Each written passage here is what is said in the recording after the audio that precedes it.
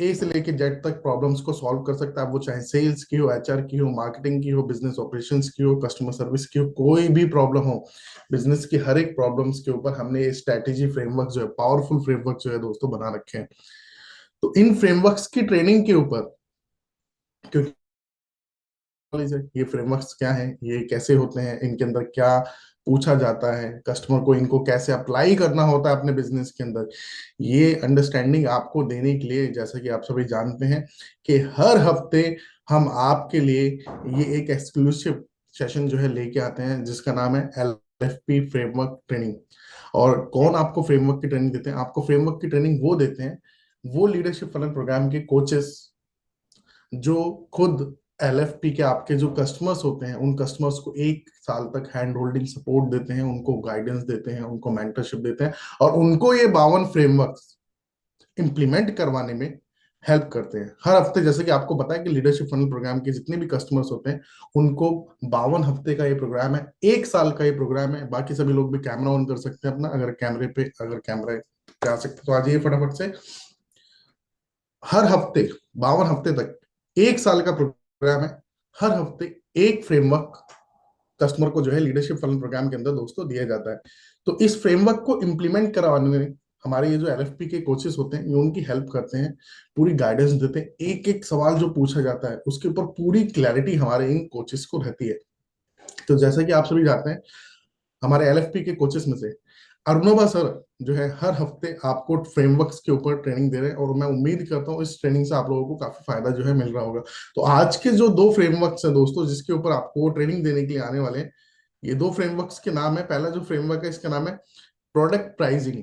अब देखिए ये फ्रेमवर्क बहुत इंपॉर्टेंट है। आपका जो कस्टमर है, अगर कस्टमर आपका उसने कोई प्रोडक्ट बना तो दिया, लेकिन उसको ये समझ में नहीं आ रहा कि इस प्रोडक्ट की सही प्राइसिंग क्या होगी। सही प्राइसिंग होनी, राइट प्राइसिंग होना बहुत ज्यादा जरूरी होता है। ना प्राइसिंग ऐसी बिल्कुल कम रखी जाए कि कस्टमर वैल्यू ना करे, ना इतनी ज्यादा रखी जाए कि उसको वो अफोर्ड ना कर पाए। तो प्रोडक्ट प्राइसिंग का जो फ्रेमवर्क आपको समझ में आया, बहुत इंपॉर्टेंट है। दूसरा जो फ्रेमवर्क है वो है product positioning and value proposition. ये फ्रेमवर्क भी बहुत इंपॉर्टेंट है। देखिए मार्केट के अंदर आपने आपके प्रोडक्ट को बना तो दिया, उसकी प्राइसिंग भी सेट कर दी, अब उसके बाद मार्केट में आप उसको पोजीशन कैसे करोगे? कोका कोला का एग्जांपल विवेक सर इस वीडियो के अंदर देते हैं, इस फ्रेमवर्क की वीडियो के अंदर। देखिए कोका कोला ब्रांड के ना 2 प्रोडक्ट हैं। जब वो थम्स अप की बात करते हैं तो उनकी पोजीशनिंग बिल्कुल अलग होती है, लेकिन वहीं जब वो कोका कोला की बात करते हैं तो पोजीशनिंग बिल्कुल अलग होती है। कंपनी एक ही कंपनी के 2 अलग अलग प्रोडक्ट्स हैं, लेकिन दोनों की आप देख रहे हैं, दोनों की पोजीशनिंग बिल्कुल अलग होती है। आप कोका कोला का एडवर्टीजमेंट देखेंगे तो वो अलग। Welcome sir and good morning, over to you. Good morning and thank you so much Vivek sir. अपने दोनों फ्रेमवर्क के बारे में बताया। आपने सेकंड वाले में स्पेशली जो एग्जांपल यूज किया है, वो एग्जांपल हम लोग अभी भी हमारे कस्टमर्स को यूज करते हैं सर, है ना। कस्टमर्स को जब हमें पोजीशनिंग समझाना होता है अलग अलग प्रोडक्ट का कैसे होता है, तो एक तो ये कोका कोला का एग्जांपल जो आपने बताया, और एक मारुति और नेक्सा सेम ब्रांड का होते हुए भी किस तरीके से वो लोग करते हैं, तो उसके ऊपर हम लोग बताते हैं कस्टमर्स को, राइट। तो सर मैं अपना पीपीटी एक बार प्रेजेंट कर रहा हूँ, एक बार आप मुझे कंफर्म कर देना प्लीज अगर विजिबल है तो। बिल्कुल सर, बिल्कुल बिल्कुल आप प्रेजेंट कर सकते हैं।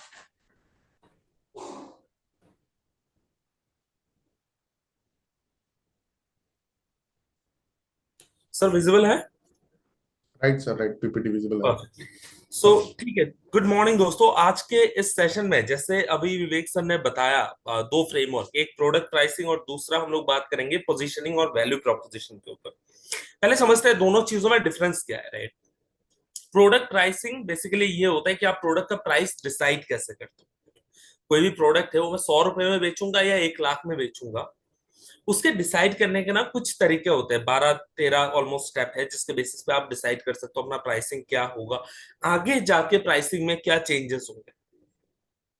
और दूसरा जब बात करते हैं पोजीशनिंग की, तो पोजीशनिंग बेसिकली ये दिखाता है कि आपका जो प्रोडक्ट है वो प्रोडक्ट कस्टमर कैसे परसीव कर रहा है।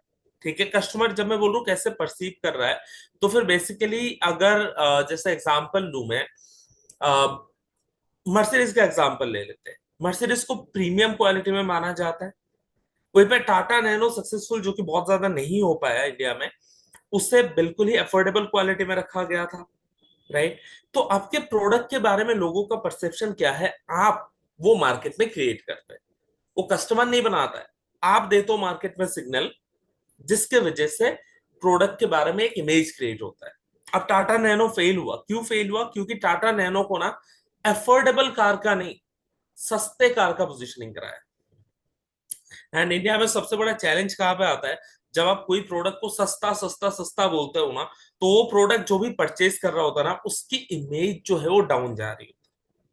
आसपास के लोग उससे ये बोल रहे होते हैं, अरे ये तो दुनिया की सबसे सस्ती गाड़ी है, तूने यही खरीदा। तो वो पोजीशनिंग था उसका। रतन टाटा सर ने एक बार एक इंटरव्यू में खुद बोला था कि टाटा नैनो के केस में हमारी सबसे बड़ी गलती अगर कुछ हो गई थी, तो हमने वो गलती करी पोजीशनिंग में। क्या पोजीशनिंग करना था हमें? मोस्ट अफोर्डेबल कार पोजीशन करना था, हमने मोस्ट सस्ता कार बोल के उसे पोजीशनिंग किया। तो ये होता है importance positioning and value proposition का। एक बार देखते हैं क्यों करना चाहिए। मिल्किंग और स्किमिंग क्या होता है? स्किम मिल्क सबको पता है, जब मक्खन उसमें से निकाल लिया जाता है तो धीरे धीरे वो मिल्क जो है और हल्का होता जाता है, राइट? प्राइसिंग मिल्किंग और स्किमिंग का जो प्राइसिंग है वो भी सेम है। जब आप मार्केट में कोई प्रोडक्ट लेके एंटर कर लो, बिल्कुल स्टार्टिंग में कोई प्रोडक्ट लेके आ रहे हो, मार्केट में कोई कॉम्पिटिटर नहीं है, उस टाइम पे आप उस प्रोडक्ट का जो है प्राइस बहुत हाई रखते हो। उस टाइम पे मे बी फॉर एग्जांपल, अगर मैं फोन की मार्केट की बात करूं, आईफोन का देख लेते हैं। जो आईफोन पिछले साल 1 लाख का मिल रहा था, वो इस साल समवेयर अराउंड 70-75,000 के आसपास, 80,000 के आसपास आपको देखने को मिल जाएगा। जैसे नया फोन लॉन्च होगा उनका आईफोन 16, दोबारा से प्राइस उनका डिक्रीज होगा।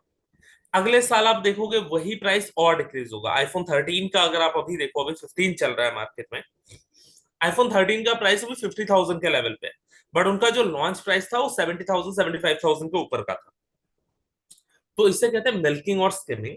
यानी जैसे जैसे वक्त आगे बढ़ता जाएगा, जैसे जैसे मार्केट में न्यू एंट्रेंट्स आते जाएंगे, या फिर मैं ही कोई नया वेरिएंट लाऊंगा मेरे प्रोडक्ट का, तो मैं पुराने प्रोडक्ट का प्राइस जो है धीरे धीरे कम करता जाऊंगा। अच्छा, इसमें मेरे को नुकसान क्यों नहीं है? क्योंकि मैं अभी भी लॉस में नहीं सेल कर रहा हूं। मैंने पहले मेरे मेकिंग कॉस्ट से 3 गुना ज्यादा फायदा ले लिया है, और अभी भी फायदा ले रहा हूं, उतना ज्यादा नहीं, मैं भी 10% 20% प्रॉफिट पे सेल कर। ये होता है मिल्किंग और स्किमिंग। देन आता है लॉस लीडिंग। ये होता है मार्केट से कॉम्पिटिटर को हटाने का तरीका, या फिर कस्टमर एक्विजिशन का तरीका।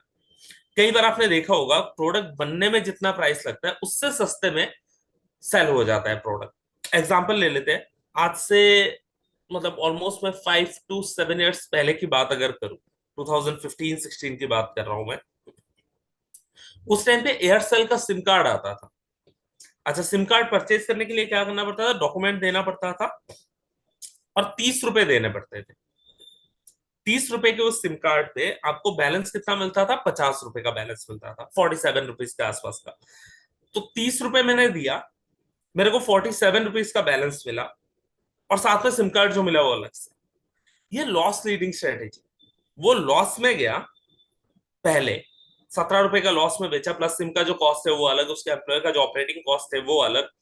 तो बेसिकली जो सिम कार्ड उसे शायद 60 रुपए का पड़ रहा था या 70 रुपए का पड़ रहा था, वो 30 रुपए में सेल कर रहा है। क्यों?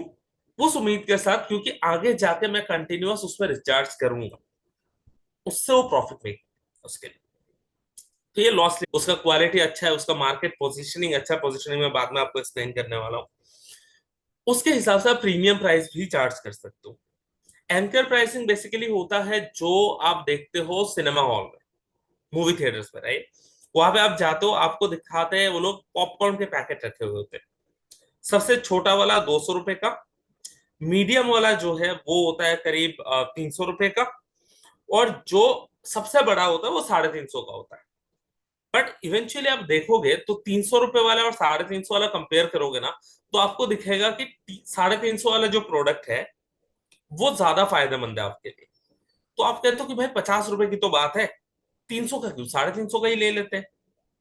पर द प्रॉब्लम इज कि सामने वाला ना, उसका कभी मोटिव था ही नहीं आपको 300 वाला बेचने का। उसका मोटिव ही था आपको 350 वाला बेचने का। उसने बस 300 वाला प्रोडक्ट को इसलिए बीच में रखा था ताकि आप कंपेयर करके, वैसे 350 मांग लेता, आपको लगता कि बहुत ज्यादा है, उसने रखा ताकि आप कंपेयर करो। कंपेयर जैसे आपने किया ना, आपको लगे यार 350 वाला सस्ता है 300 वाले के मुकाबले। That is anchor pricing. वो 300 वाला बेसिकली एंकर प्रोडक्ट है जो आपके प्रीमियम प्रोडक्ट की प्राइसिंग को भी कम दिखाने में मदद करता है। अच्छा, तो लोग बोलेंगे कि भाई ठीक है, तो 200 वाला क्यों रखता है? कुछ लोग तब भी होते हैं जो 350 या 300 वाला प्रोडक्ट नहीं खरीदेंगे। अब उसको जाने तो नहीं दे सकते, वो तो कस्टमर है भाई, कुछ तो इनकम हो उससे। तो उनके लिए वो 200 वाला प्रोडक्ट है, वो परचेज करते हैं। जो थोड़ा सा हाई पेइंग कैपेसिटी जिनके पास है ना, वो 200 वाला नहीं लेंगे, वो बहुत छोटा होता है। वो मूव करेंगे 300 पे, और 300 पे जाते ही उनको दिखेगा 350 वाला ज्यादा फायदेमंद है, 50 रुपए एक्स्ट्रा दे दो भाई, वो ले लेते हैं। तो वो एंकर प्राइसिंग का गेम है। चार्म प्राइसिंग बेसिकली क्या है? चार्म प्राइसिंग है जो आईफोन यूज करता है, जो बिग बाजार यूज करता था। कोई भी प्रोडक्ट की प्राइस जो है ना, आप देखोगे इनके प्राइसिंग जो है 99 पे खत्म होती है। ठीक है, कभी भी आईफोन आप ये नहीं देखोगे 80,000 का है। आईफोन का प्राइस क्या है? 79,999। 1 रुपए कम। अच्छा, 1 रुपए कम क्यों? 1 रुपए कम करने पे ना, अब 80,000 का, जो 80 से लेके 90,000 का जो ब्रैकेट है, वो आपको लग रहा है बहुत ज्यादा है। जैसे 79 कर दिया ना मैंने, बड़ा एग्जांपल दिया। अब देखोगे 100 रुपए का प्रोडक्ट भी 99 में सेल होता है। आजकल तो मार्केट आ गया 99 मार्केट के नाम से। हमें 100 रुपए ज्यादा लगता है। जैसे 99 होता है, 2 डिजिट में दिख जाता है, तो भाई 99 का ही, तो हम ले लेते हैं। अगर आप देखोगे थोड़ा सा मिड रेंज के प्रोडक्ट में 4,999, कितने का प्रोडक्ट है? 5,000 नहीं बोलता ज्यादातर लोग, अरे भाई 4,000 का प्रोडक्ट है। 999 रुपए लोग इग्नोर कर देते उस 1 रुपए के चक्कर में। That is charm pricing. Then आता है हमारा बंडल प्राइसिंग। मल्टीपल प्रोडक्ट्स को बंडल कर दो। प्रॉफिट मार्जिन एक दो में जो हाई है उसके साथ बंडल करो। एक प्रोडक्ट है जिसमें मेरा प्रॉफिट मार्जिन 50% प्रॉफिट मार्जिन है नेट, उसके साथ मैंने 10% प्रॉफिट मार्जिन वाले 2-3 प्रोडक्ट बंडल करते जो बहुत ज्यादा सेल नहीं हो रहे थे। अब इससे होगा क्या? जो प्रोडक्ट मेरा बिक नहीं रहा था, तो वो प्रोडक्ट आपका उसके साथ कॉम्बो में सेल हो जाएगा। ठीक है, अब ये बंडल प्राइसिंग हो गया। अब बंडल प्राइसिंग के बाद क्या आता है? आता है चाइनीज गुड का प्राइसिंग। चाइनीज गुड का प्राइसिंग बेसिकली ये है, प्रोडक्ट चले तो शाम तक, नहीं तो शाम तक। प्रोडक्ट चला तो चलेगा, नहीं चला तो नहीं चलेगा। खरीदने वाले को पता है कि ये प्रोडक्ट भाई नहीं भी चल सकता, अभी लेके जाऊंगा शाम तक खराब हो जाएगा, बट मुझे सस्ता मिल रहा है तो मैं ले लेता हूँ। ठीक है, वो कस्टमर को बता के बेचते हैं। एक आता है वैल्यू बेस्ड, जो हम हमेशा सजेस्ट करते हैं कि कस्टमर के लाइफ में वैल्यू इतना क्रिएट करो कि सामने से कस्टमर वो प्रोडक्ट के लिए पे करने को तैयार हो जाए और प्रीमियम पे करे। एक आता है अपॉर्चुनिस्टिक मार्केट। बहुत लोग ना चाइनीज और अपॉर्चुनिस्टिक से मतलब थोड़ा सा कंपेयर करते हैं दूसरों को, और उसके बाद कहते हैं कि भाई दोनों सिमिलर है। सिमिलर नहीं है। चाइनीज में आप गलत क्वालिटी के प्रोडक्ट को गलत क्वालिटी का प्रोडक्ट बोल के बेच दो। ठीक है भाई, प्रोडक्ट शाम तक भी चल सकता है, चल गया तो 2 साल भी टिक जाएगा। प्रोडक्ट 100 रुपए का है। अपॉर्चुनिस्टिक मार्केट क्या होता है? अपॉर्चुनिस्टिक मार्केट बेसिकली वो मार्केट है जहां पे एक बार आया है काट, कस्टमर एक बार आया है, दोबारा कब आएगा पता नहीं। ताजमहल देखने आप हर रोज तो नहीं जाते हो, एक बार गए। अब वहां पे आपके साथ कोई स्कैम हो भी गया, कोई गलत प्रोडक्ट आपको बहुत महंगा दे दिया। हाँ, दिल्ली में लोकल मार्केट में आप ताजमहल की कॉपी मिनिएचर अगर खरीदने जाओ, तो आपको 30 रुपए 50 रुपए, ज्यादा से ज्यादा 100 रुपए का पड़ेगा। ताजमहल के सामने वो 400 रुपए का बिक रहा होता है। अब भाई आपने वहां से ले लिया, भाई यहाँ पे घूमने आए, कुछ तो मेमोरी लेके जाऊंगा, 400 रुपए का आपने ले लिया। बट कल जब आपको दिल्ली में दिखेगा 100 रुपए में मिल रहा है या 50 रुपए में मिल रहा है, क्या आप वापस जाओगे ताजमहल के सामने उसको वापस करने की, भाई तूने 400 में कैसे बेच दिया? नहीं ना। That is opportunistic market. एक बार ही आया है, कस्टमर अब अगले 3 साल 5 साल बाद आएगा, भाई तब तक तो उसे याद भी नहीं होगा मैंने 400 का सामान बेचा था उसे। That is opportunistic market. और चाइनीज क्या है कि भाई प्रोडक्ट की क्वालिटी हल्की है, अच्छी नहीं है, मैं बता के बेच रहा हूँ भाई क्वालिटी उतना ज्यादा अच्छा नहीं है, बट सस्ता है। अपॉर्चुनिस्टिक खराब क्वालिटी का प्रोडक्ट है, बट प्रीमियम पैसों पे बेच रहा हूँ। क्यों? क्योंकि कस्टमर कौन सा दोबारा आ रहा है मेरे पास? एक बार आया, जितना लूट सकते हो लूट लो। उसके बाद अदर, अगर कोई कस्टमर के दिमाग में, आपके जब कस्टमर से बात कर रहे हो आप, अगर उसके पास कोई ऐसा आइडिया आपको लग रहा है, वो बोल रहा है कि भाई मैं इस बेसिस पे प्राइसिंग डिसाइड कर सकता हूँ, हो सकता है उसका कोई और परसेप्शन हो, तो आप वो भी कंसिडर कर सकते हो। ठीक है, but at the same time customer को हमेशा बोलो कि सर प्रोडक्ट की, एक क्वेश्चन पूछो, सर प्रोडक्ट की प्राइसिंग आपने क्या सोच के डिसाइड किया है? लोग खरीदते नहीं, कहते महंगा है, क्या सोच के प्राइसिंग डिसाइड किया है सर? और 90% केस में ना, आप जिन कस्टमर से मिलोगे उनका प्राइसिंग कभी चार्ट प्राइसिंग नहीं होता है, उसका प्राइसिंग होता है 400 रुपए, 300 रुपए, 3000 रुपए, 2999 पे नहीं बेचता है वो। सॉरी। सो उसको बोलो कि भाई pricing is a science, LFP में आओ, उस साइंस को समझो, उसके हिसाब से अपना प्राइसिंग डिसाइड करो। फ्रेमवर्क को देखते हैं। सबसे पहले तो अपना करंट प्राइसिंग मॉडल क्या है, ठीक है, उसके ऊपर आप टिक करोगे, आप डिसाइड करोगे कि आप अभी इसमें से कौन सा प्राइसिंग मॉडल फॉलो कर रहे हो, अगर कोई अदर है तो वो भी लिख सकते हो आप। उसके बाद 5 ऐसी चीजें जो आप अपने करंट प्राइसिंग के बारे में लिख सकते हो यहाँ पे, ठीक है, करंट प्राइसिंग मॉडल आपने क्यों डिसाइड किया, किस तरीके से डिसाइड किया, उसका आउटकम क्या है। अब आप उस साइंस को अब आपने समझा है, जब हम फ्रेमवर्क समझाते हैं हम डिटेल में, that is the left over, that is the profit.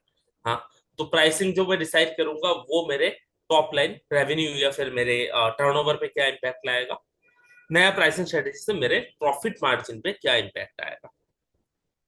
Move करते हैं अगले फ्रेमवर्क की तरफ, जो पोजीशनिंग एंड वैल्यू प्रोपोजिशन के ऊपर। दो चीज है, positioning, value proposition. Positioning customer क्या सोचता है उसके ऊपर है, वैल्यू प्रोपोजिशन भी सिमिलर है, बट वो कस्टमर के माइंडसेट के ऊपर है, ठीक है। तो अच्छा, इस पे जाने से पहले मैं आपको ना एक बार दोबारा से पिछले स्लाइड पे लेके जाता हूँ। पिछले स्लाइड पे एक एक चीज जो मैंने बताया था, टॉप लाइन और बॉटम लाइन, इस चीज को लेके शायद लोगों को थोड़ा सा कंफ्यूजन हो सकता है, मैं दोबारा से इसे एक्सप्लेन कर देता हूँ। टॉप लाइन जो है, टॉप लाइन बेसिकली है आप ईयर एंड में कितना रेवेन्यू आपने जनरेट किया, टोटल टर्नओवर क्या है, पूरे साल भर में कितना आया मेरे पास, पैसा आया कितना, दैट इज टॉप लाइन। उसमें से सारे खर्चे, मेरा सैलरी गया, मेरे रॉ मटेरियल का खर्चा गया, मेरे ऑपरेटिंग कॉस्ट जो है वो गया, सारी चीजें, सारी खर्चे मैंने हटा दिए, ठीक है। मेरे सरकार और साहूकार का पैसा, यानी लोन लिया तो उसका पैसा, सरकार को टैक्स देना है उसका पैसा, वो सारी चीज देने के बाद मेरे पास नेट प्रॉफिट क्या बचा, दैट इज बॉटम लाइन, ठीक है। टॉप लाइन यानी कितना हाथ में आया, बॉटम लाइन यानी सब देने के बाद हाथ में क्या बचा, not about the turnover, about the left over, क्या बच गया, ठीक है। मूव करते हैं अगले पे, pricing and positioning and value proposition पे। क्यों करना चाहिए? कंपटीशन से डील करने के लिए। कंपटीशन अगर मार्केट में बहुत ज्यादा प्राइस चार्ज कर रहा है एंड ऑल, तो किस तरीके से मैं पोजीशन करूं मेरे प्रोडक्ट को, ताकि कंपटीशन के पास जाना छोड़ के लोग मेरे पास आए। आज मार्केट में बिजनेस कोचिंग देने वाली कंपनीज है, पहले उतनी नहीं थी, आज मार्केट में 2 4 6 कंपनीज और ओपन हो गई। बट आज भी विवेक सर का पोजीशनिंग क्या है? He is the best business coach, best motivational speaker and best CEO guru, right? That is the positioning. वो मार्केट में इमेज है उनकी। तो कॉम्पिटिटर्स इस चक्कर में उतना ज्यादा टक्कर नहीं ले पा रहे, क्यों? वो इमेज बनाने में विवेक सर ने 20 साल लगाए, इतना मेहनत उन्होंने किया है। भाई कॉम्पिटिटर 2 दिन में कैसे बना लेगा? तो पोजीशनिंग जरूरी है। राइट परसेप्शन, मार्केट में आपके बारे में लोग क्या सोचते हैं, आपके बारे में क्या बताते हैं, वो समझना जरूरी है, ठीक है। वो कैसे होगा? वो होगा कि आप पहले कस्टमर की सुनोगे, उनका परसेप्शन क्या है उसके बारे में पता लगाओगे, उसके बाद आप अपने मार्केट में जो मैसेज आप दे रहे हो, जो सिग्नल आप दे रहे हो, उस पर वर्क करोगे। वेस्टर कहते हैं consistent and congruent signal. Consistent यानी शुरू से लेकर आखिर तक सेम सिग्नल। कंग्रुएंट, कंग्रुएंट यानी जो मैं अंदर से हूं वही सिग्नल, ऐसा नहीं कि मैं हूं कुछ और सिग्नल कुछ और दे रहा हूं। हाँ, जैसे जैसे अगेन एग्जांपल के साथ थोड़ा सा अगर मैं देखूं, जैसे विवेक सर ने अभी एक एग्जांपल दिया था आपको, कोक और थम्स अप का। कोक दिखाता है फैमिली हैप्पीनेस को, थम्स अप दिखाता है टेस्ट द थंडर। तो वो डिपेंड करता है कि आपका कौन सा प्रोडक्ट मार्केट में क्या सिग्नल देगा। जैगुआर भी टाटा की ही है, टाटा कर्व ये भी टाटा का ही है। दोनों का प्राइसिंग में डिफरेंस देखो, एक प्रोडक्ट 10 लाख के नीचे सेल हो रहा है, तो दूसरा प्रोडक्ट जो करोड़ों में सेल हो रहा है, दोनों का सिग्नल अलग है। Maruti, Nexa, Maruti average category पे रखा गया है, अफोर्डेबल कैटेगरी में रखा गया है। जैसे ही उनको प्रीमियम कैटेगरी में जाना पड़ा, तो उन्होंने बोला भाई मारुति नाम से ही अगर मैं जाऊंगा फिर लोगों के दिमाग में गलत परसेप्शन बनेगा, लोग नहीं खरीदेंगे। शाओमी का फोन, शाओमी ने बीच में एक फोन लॉन्च किया था, शाओमी को हम जानते हैं अफोर्डेबल फोन बनाने के लिए। शाओमी ने क्या किया, बीच में रिलेशन बिल्ड किया गया है, वो इमेज दिमाग में बनाया गया है। ठीक है, ये तो हमारे अपने हैं। ये छोटे दुकान का केस है। अब बड़े केस में जब बिजनेस की मैं बात करूं तो कस्टमर सर्विस का गेम है। ठीक है, कस्टमर सर्विस का गेम है कैसे, एग्जाम्पल के साथ अगर मैं थोड़ा सा देखूं तो पुजारा टेलीकॉम, पुजारा टेलीकॉम कहता है भाई फोन खराब हो गया ना, तो आपको कहीं और जाने की जरूरत नहीं, आपको कंपनी के पास नहीं जाना, आप मेरे पास आ जाओ, मेरी रिस्पॉन्सिबिलिटी है, मैं ठीक कर दूंगा, मैं करवा दूंगा कंपनी से काम। ठीक है, वो रिलेशनल वैल्यू है, वो कस्टमर के साथ इतना अच्छा रिलेशन बना रहा है, कस्टमर के लिए इतना आउट ऑफ द वे जाकर कुछ कर रहा है ना। कस्टमर बगल वाले दुकान पे 2-4 पैसे सस्ता में भी मिल जाए ना, वो प्रोडक्ट नहीं खरीदता है, कंपनी के अपने वेबसाइट से, एमआई की वेबसाइट से नहीं खरीद रहा है, वो पुजारा के पास जा रहा है, सर आप दो, सर्विस का गारंटी आपका है ना। तो रिलेशनल वैल्यू, तो छोटे से छोटा दुकान हो, बड़े से बड़ा ब्रांड हो, हर एक कंपनी इस चीज पे खेल रही है आज के दिन। तो आप अपने कस्टमर से पूछो भाई, आप कौन से वैल्यू पे स्टैंड कर रहे हो, और वैल्यू ये चार ही है, इसके अलावा कुछ नहीं। या तो सेंटिमेंट के साथ, या फिर प्रोडक्ट के परफॉर्मेंस के साथ, या फिर डिस्काउंट, या फिर रिश्ता, ये चार चीज है। आप कस्टमर से पूछो कि भाई किस टाइप के वैल्यू पे आप खेल रहे हो मार्केट में। लोग खरीद नहीं रहे, ठीक है, खरीद लेंगे, बट समझना पड़ेगा भाई क्यों नहीं खरीद रहे। क्या आपका प्रोडक्ट इमोशनली कनेक्ट कर रहा है, या परफॉर्मेंस वैल्यू पे फोकस कर रहे हो, क्या आप डिस्काउंट दे रहे हो, या फिर आप उस बंदे से रिश्ता बना के बेच रहे हो। यही चार चीज है। इन चार में से एक पे भी आप अगर फॉल करते हो, एक में भी आप सही से काम कर जाते हो ना, तो आपका प्रोडक्ट मार्केट में आराम से चल जाएगा। अच्छा, वैल्यू क्या, अब आता है बात पोजीशनिंग की। यहाँ पे भी चार तरीके की पोजीशनिंग है। पहला आता है premium positioning, Apple, Mercedes, BMW. वहां पे क्या है कि आप अपने प्रोडक्ट के बारे में, प्रोडक्ट का फीचर अच्छा है, प्रोडक्ट का क्वालिटी अच्छा है, बट उसके साथ साथ जो मैं चार्ज कर रहा हूँ ना, वो भी बहुत प्रीमियम चार्ज कर रहा हूँ। ठीक है, जो फोन बनाने का खर्चा शायद मेरा होगा 20,000 रुपए, वो मैं बेचूंगा 50,000 रुपए में। ठीक है, बाकी कंपनीज क्या अगर 20 में बना के 25 में बेच रही है, 21 में बेच रही है, 22 में बेच रही है। प्रीमियम कौन है, 20 में बना के 50 में बेचने वाला। वैल्यू फॉर मनी है, 20 में बनाएगा, 21-22 में बेचेगा, बहुत ज्यादा प्रॉफिट मार्जिन नहीं लेगा, बट प्रोडक्ट जो है उसके बारे में मार्केट में इमेज क्या है, भाई 20,000 रुपए ओढ़ती है भाई। कस्टमर ये कहता है प्रोडक्ट के बारे में, 20,000 रुपए दे सकते हैं इस प्रोडक्ट के लिए, इसके फीचर बहुत अच्छे हैं। क्यों, वो वैल्यू फॉर मनी का पोजिशनिंग है, वैल्यू फॉर मनी का पोजिशनिंग है। वैल्यू फॉर मनी में बेसिकली आपको ये करना होता है, आपके प्रोडक्ट के फीचर को इतना ज्यादा, जैसे लास्ट वाले उसमें मैंने बताया था प्रोडक्ट का परफॉर्मेंस वैल्यू समवट रिलेटेड है ये। ठीक है, प्रोडक्ट का परफॉर्मेंस वैल्यू की तरह ही प्रोडक्ट के फीचर को इतना एनहेंस करके बताओ, इतना एनहेंस करके दिखाओ, ताकि जो कस्टमर है वो आपके बात करते हैं। ठीक है, restaurant, hotel and restaurant chain की बात करते हैं, वो सर्विस इंडस्ट्री है। ठीक है, उसमें वैल्यू प्रोपोजिशन क्या हो सकता है, वैल्यू प्रोपोजिशन क्या, मैं वैल्यू फॉर मनी यानी परफॉर्मेंस वैल्यू पे जा रहा हूँ, भाई सस्ते में बहुत अच्छा फूड, हाइजेनिक फूड मिलता है वहां पे। हम्म थोड़ा सा पीछे जाते हैं हम, पिछले वाले स्लाइड पे। या फिर फाइनेंशियल, मैंने कोई स्पेशल डे है भाई, उस दिन ऑफर रन कर दिया। रिलेशनल, रिलेशनल पे क्या हो, रिलेशनल पे मैं रेस्टोरेंट ओपन किया, आसपास के लोगों से बहुत अच्छा मैंने रिश्ता मेंटेन किया, वो लोग मेरे से ही परचेज कर रहे हैं।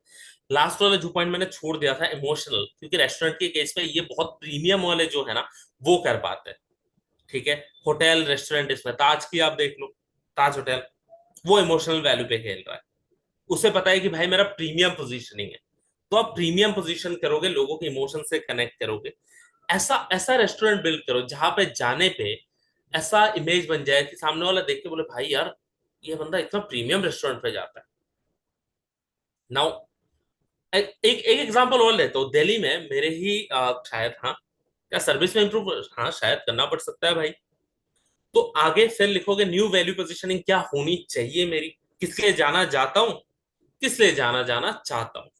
ठीक है, करंट किस लिए जाना चाहता हूँ, न्यू किस लिए जाना जाना चाहता हूँ, तो वो आप लिखोगे। और उसके बाद उसी के अकॉर्डिंग आपके एक्शन प्लान में क्या आपको चेंजेस लाने हैं वो आप देखोगे। आपके एक्शन प्लान में क्या चेंजेस आएंगे, आप मार्केट में जो कम्युनिकेशन भेजते हो, जो मार्केटिंग करते हो, उसके ऊपर होगा। डिपार्टमेंटल एक्शन प्लान में क्या होगा, प्रोडक्ट में कोई चेंजेस करना हो सकता है प्रोडक्ट की पैकेजिंग चेंज करनी पड़े। पार्ले जी, जी फॉर जीनियस, प्रोडक्ट की पैकेट में ही दिख रहा होता है वो चीज।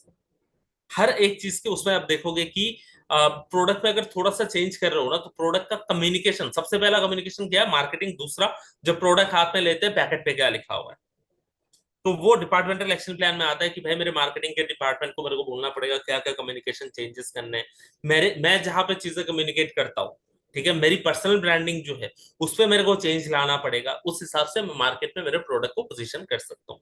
दो चीज, एक पोजीशनिंग, एक वैल्यू प्रोपोजिशन, दोनों सिमिलर है बट दोनों का मतलब अलग है।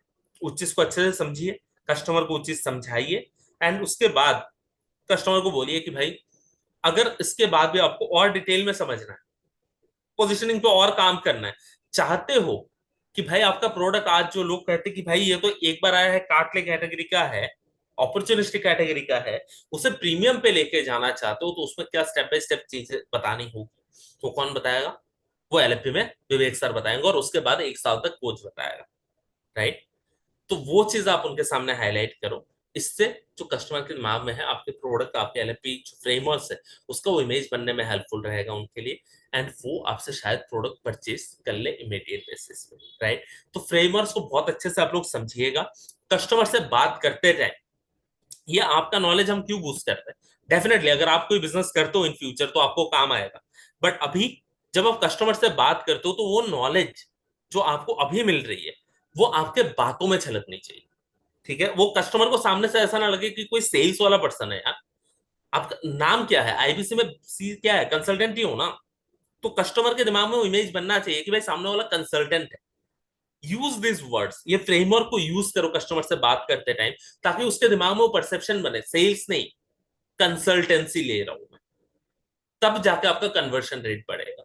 तो आज के फ्रेमवर्क में ये दो ही चीज था, एक हमने किया है प्राइसिंग के ऊपर, एक हमने किया है पोजीशनिंग और वैल्यू प्रोपोजिशन के ऊपर।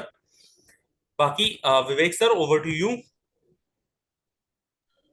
Thank you so much Arunav sir. और दोनों ही फ्रेमवर्क्स के ऊपर सर बहुत अच्छे से क्लैरिटी और अंडरस्टैंडिंग आपने सभी आईबीसीएस को दी है। दोस्तों समझ आया आप लोगों को? एक बार जरा ऐसे थम्स अप करके बता दीजिए, दोनों फ्रेमवर्क समझ आए? किस पी से रिलेटेड थे? Fourth P. 8 पीस के अंदर परिजात सर, फोर्थ पी कौन सा आता है? Product, right. तो ये दोनों ही फ्रेमवर्क प्रोडक्ट से कनेक्टेड थे, प्रोडक्ट से रिलेटेड थे। तीन चीजें बहुत इंपॉर्टेंट है प्रोडक्ट बनाने के बाद: pricing, positioning and value proposition. Sir बहुत अच्छे रिस्पॉन्सेज आ रहे हैं आपके सेशन के सर। थम्स अप और फूल वगैरह जो है यहाँ पे बना के भेज रहे हैं लोग बाग, हार्ट्स वगैरह। बहुत अच्छा सेशन था सर, और बहुत क्लैरिटी के साथ में आपने समय लेके आराम से जो है इन दोनों ही फ्रेमवर्क्स के ऊपर क्लैरिटी दी हमारे सभी आईबीसीस को। तीन चीजें फिर से मैं बता रहा हूँ: प्राइसिंग, प्रोडक्ट तो बना दिया, प्राइसिंग, पोजीशनिंग और वैल्यू प्रोपोजिशन आज के सेशन के अंदर जो है अर्नब सर ने आपको बताया। और ये दोनों ही फ्रेमवर्क, आपका कोई भी कस्टमर आपसे जब बात करता है और कहीं ना कहीं वो आपसे अगर ऐसा कोई भी हिंट दे रहा है आपको, आपको कोई अपनी प्रॉब्लम बता रहा है कि सर मैं परेशान रहता हूँ, मेरे प्राइसिंग सेट नहीं कर पा रहा हूँ, राइट प्राइसिंग सेट नहीं कर पा रहा हूँ, सर मैं अपने प्रोडक्ट को सही से पोजीशन नहीं कर पा रहा हूँ, है ना, किस तरीके से मार्केट में प्रोडक्ट को लेके जाऊं, किस पोजीशन पे मैं मार्केट पे लेके जाऊं प्रोडक्ट को, या फिर आपका कस्टमर बोलता है सर मैं प्रोडक्ट बना तो रहा हूँ लेकिन प्रोडक्ट चल नहीं रहा है, राइट अनुभव सर? प्रोडक्ट चल नहीं रहा है, बिक नहीं रहा है। बिल्कुल बिल्कुल सर। ये मैं आपको बता रहा हूँ, विवेक सर भी इसी तरीके से ना मतलब रिवर्स क्वेश्चनिंग करते हैं, और कहीं ना कहीं जब कस्टमर ऐसे सिग्नल देता है तो सर को पता चल जाता है कि इनकी प्राइसिंग में, पोजीशनिंग में या वैल्यू प्रोपोजिशन में कहीं ना कहीं गैप है, राइट। और ये गैप को फुलफिल कौन करेंगे? हमारे दो फ्रेमवर्क करेंगे। और लीडरशिप फनल प्रोग्राम के अंदर 3 दिन की ट्रेनिंग अटेंड करने के लिए जब कस्टमर आएगा आपका, तो वहां पे डिटेल में विवेक सर इसको अच्छे से समझाते हैं, इन तीनों चीजों को, प्राइसिंग को, पोजीशनिंग को और वैल्यू प्रोपोजिशन को, with examples, with case studies, with framework. Vivek sir भी वहां पे जो है समझाते हैं। सो दोस्तों, आज की जो लर्निंग जो दी है आपको अरुणवा सर ने, जैसा कि सर ने लास्ट में बोला, इसको अप्लाई जरूर कीजिएगा, इम्प्लीमेंट जरूर कीजिएगा जब आप कस्टमर से बात करें। कस्टमर को भी फील होना चाहिए कि यार मेरी ना एक कंसल्टेंट से बात हो रही है, राइट। यही पर्पस है इन फ्रेमवर्क्स की ट्रेनिंग आप लोगों के लिए जो हम कंडक्ट करा रहे हैं। इसके साथ साथ दोस्तों 1 सितंबर को अगला बीबीएस इवेंट जो है होने जा रहा है। सो उसकी तैयारी कर लीजिए। ज्यादा से ज्यादा कस्टमर्स को जो है आपको वहां पे भेजना है। और ये जो फॉर्म है मैं आप लोगों के साथ में इसका फॉर्म जो है शेयर कर देता हूँ चैट बॉक्स के अंदर यहाँ पे। और बाकी आपके ग्रुप्स पे आपको मिल ही जाएगा। So just minute.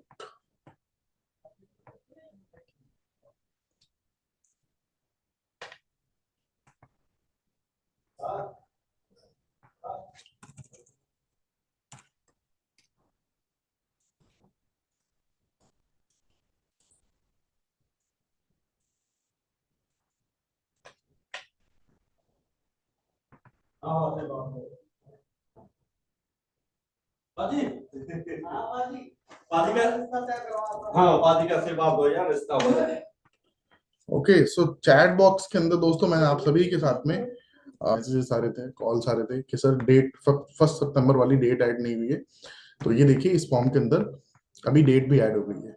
ठीक है, तो कस्टमर से आपको ये वाला फॉर्म फिल करवाना है। कौन सा? ये देखिए ये फॉर्म ऊपर से पढ़ लीजिए, समझ लीजिए, business breakthrough seminar channel. ये फॉर्म आपको अपने कस्टमर को भेजना है। कस्टमर से आपको ये वाला फॉर्म फिल करवाना है जिसमें कस्टमर को अपना name, mobile number, email ID, उनकी कंपनी का नेम, उनका एनुअल रेवेन्यू कितना है, टर्नओवर उनका कितना है, और लोकेशन, उनके एम्प्लॉयज कितने हैं, अगर हैं तो कितने हैं, नहीं है तो यहाँ पे जीरो लिख देंगे। और क्या उन्होंने पहले कभी कोई बड़ा बिजनेस का प्रोडक्ट लिया, यस या नो में उनको यहाँ पे टिक करना है। और यहाँ पे बैच 1 सितंबर संडे को अगला बीबीएस इवेंट जो है होने जा रहा है। तो ये फॉर्म आपको कस्टमर से फिल करवाना होता है। चैनल वाला जो फॉर्म है ये देखिए, इसमें सबसे ऊपर पढ़ लीजिएगा, यहाँ पे चैनल लिखा होना चाहिए। ठीक है, यहाँ पे ये चैनल लिखा होना चाहिए, business breakthrough seminar channel. और काफी आईबीसी बहुत सारी गलती कर रहे हैं, बहुत दोबारा से रिपीटेड गलती कर रहे हैं। वो क्या कर रहे हैं, ये फॉर्म तो फिल करवा के आप कस्टमर को यहाँ भेज देते हैं, लेकिन भाई साहब आप लीड क्रिएट नहीं करते हो, अपनी लीड ही ब्लॉक नहीं कर रहे हो। अब लीड अगर ओपन रहेगी तो कोई और अगर लीड क्रिएट कर देगा, और फिर बाद में अगर आप परेशान होगे तो फिर मत कहिएगा सर बताया नहीं। तो अपनी लीड जरूर क्रिएट करा करो। जिस भी कस्टमर को यहाँ पे भेजते हो आप लीड ब्लॉक करो, लीड क्रिएट करो। लीड क्रिएट करोगे तो वो कुछ दिन के लिए, 2-3 दिन के लिए ब्लॉक वैसी हो जाती है। तो लीड ब्लॉक करने के लिए आपको क्या करना है, देखिए कस्टमर से जब आप बात कर रहे हो ना दोस्त, तो ये सारी इंफॉर्मेशन आप ले लो कस्टमर से, है ना, कि सर मेरे को ना आपकी आगे ऐसे बात करा करो, सर आगे जो भी ऑफर्स वगैरह कंपनी की साइड से आती हैं, मैं आपको अपडेट करता हूँ, तो मेरे को ना कुछ बेसिक डिटेल आपकी चाहिए जिससे मैं आपकी लीड रजिस्टर कर दूं। क्या बोलेंगे आप? सर मैं आपकी लीड रजिस्टर कर दूं, मेरे को कुछ बेसिक डिटेल चाहिए। कस्टमर का नाम और मोबाइल नंबर तो आपके पास होता ही है, ईमेल आईडी ले लो, ईमेल आईडी की आवश्यकता पड़ती है लीड जब आप रजिस्टर करते हैं। उनकी कंपनी का नाम पूछ लो, एनुअल टर्नओवर पूछ लो उनसे कि सर आपका एनुअल टर्नओवर बता देंगे कितना है। आपको भी बेसिक अंडरस्टैंडिंग होगी, आप भी केवाईसी कर लोगे अपने कस्टमर की। लोकेशन पता कर लो, सर आप कहाँ से हैं, दिल्ली से, मुंबई से, ये पता कर लो। अगर ये पूछ लो सर आपकी कंपनी में कितने एम्प्लॉइज हैं, आपके अंडर कितने लोग काम करते हैं, मैन पावर कितनी है आपकी, ये पूछ लो बस। पहले कोई बड़ा बिजनेस का प्रोडक्ट लिया है नहीं लिया ये मत पूछो, कोई दिक्कत नहीं, ये वहां पे जरूरत नहीं पड़ती। तो बाकी ये सारी इंफॉर्मेशन ले लो ऊपर की ना, employees, location, annual turnover, company name, email ID. अब इसके बाद आप क्या करो, आप जाओ अपने डिजिटल दुकान के अंदर। ठीक है, कस्टमर को ये वाला फॉर्म भेज दिया, ये वाला फॉर्म फिल करा दिया, आप जाओ अपने डिजिटल दुकान के अंदर। और डिजिटल दुकान के अंदर जो बिजनेस ब्रेक थ्रू सेमिनार का ये जो लैंडिंग पेज का लिंक है, ठीक है, इसमें आप डिटेल भर दो अपने कस्टमर की। समझ पा रहे हैं ब्रह्म प्रकाश जी? यहाँ पे जाइए, वन ऐप में जाना है, डिजिटल दुकान में जाना है। डिजिटल दुकान में बिजनेस ब्रेक थ्रू सेमिनार का एक लिंक होगा, सेम ही लिंक होता है। इस लिंक को ओपन करो, इस लैंडिंग पेज को ओपन करो, और दोस्त यहाँ पे अपना अपने कस्टमर का नाम, मोबाइल नंबर आपके पास है ही, ईमेल आईडी आपने पूछ लिया, ठीक है, कस्टमर आपके एंटरप्रेन्योर है ये सेलेक्ट कर दो, उनकी कंपनी का नेम भर दो, उनका एनुअल टर्नओवर भर दो, उनके नंबर ऑफ एम्प्लॉय भर दो, और यहाँ पे सबमिट कर दो। आपकी लीड क्रिएट हो गई, ब्लॉक हो गई 3 दिन के लिए। 3 दिन के लिए आपकी लीड क्रिएट होगी और ब्लॉक होगी। कहाँ जाके चेक करोगे ये आप जाके चेक करोगे वन ऐप के अंदर, लीड समरी के अंदर। वन ऐप में लीड समरी में जाओगे, वहां पे इमीडिएट जैसे ही आप यहाँ पे सबमिट करोगे, वन ऐप में लीड समरी में आपको ये शो करेगा। अब कस्टमर को अगर आपको भेजना है तो कस्टमर को ये जो ब्रोशर है ना, ये आप देख रहे हो बिजनेस ब्रेक थ्रू सेमिनार का ब्रोशर है, ये ब्रोशर अपने कस्टमर को भेज दो। इसमें सारी जो लैंडिंग पेज के अंदर इंफॉर्मेशन दे रखी है, वो सारी डिजिटल दुकान के लैंडिंग पेज वाली इंफॉर्मेशन इस ब्रोशर के अंदर भी मेंशन कर रखी है। देखिए 10 बिजनेस की मसल्स कौन कौन सी हैं जो यहाँ पे पारितोष सर सिखाते हैं कस्टमर को। इवेंट कौन होस्ट करते हैं? पारितोष सर करते हैं। ठीक है। कस्टमर की बिजनेस की कौन कौन सी प्रॉब्लम्स के सोल्यूशन उसको हमारे साथ में जुड़ के मिलता है हमारे कोर्सेज के जरिए। कस्टमर को ज्वाइन करने के बाद जब वो यहाँ आते हैं तो उनको 2 बुक्स कौन सी फ्री मिलेंगी, ये यहाँ पे मेंशन कर रखा है। ये डेट पुरानी है ब्रोशर के अंदर, तो इसको कस्टमर को बोलेगा इग्नोर कर दीजिए सर, कोई दिक्कत नहीं। और टाइम जो है 11 बजे का टाइम रहता है, 11 बजे से लेके 2 बजे तक, 3 बजे तक इवेंट जो है यहाँ पे चलता है हेड ऑफिस दिल्ली के अंदर। ठीक है। तो ये ब्रोशर कहाँ मिलेगा आपको? अब ये मिलेगा आपको वन ऐप में, नॉलेज बैंक के अंदर। नॉलेज बैंक में जाइएगा, बिजनेस ब्रेक थ्रू ऊपर लिखा होगा, बिजनेस ब्रेक थ्रू सेमिनार, उस पोर्टल में जाइएगा, डॉक्यूमेंट में जाइएगा, वहां पे ब्रोशर जो है आपको मिल जाएगा। तो वंस अगेन मैं आपको जो है बता देता हूँ, यहाँ पे जाके डिजिटल दुकान में जाके इस लिंक के जरिए लीड ब्लॉक करनी है, कस्टमर से ये फॉर्म फिल करवाना है, और इस फॉर्म के अंदर क्या क्या चीजें पूछी जा रही है वो आपको कस्टमर से पूछनी है over the call. Over the call पूछ लो या मैसेज करके पूछ लो, ताकि आप कस्टमर की अपने लीड ब्लॉक कर सके।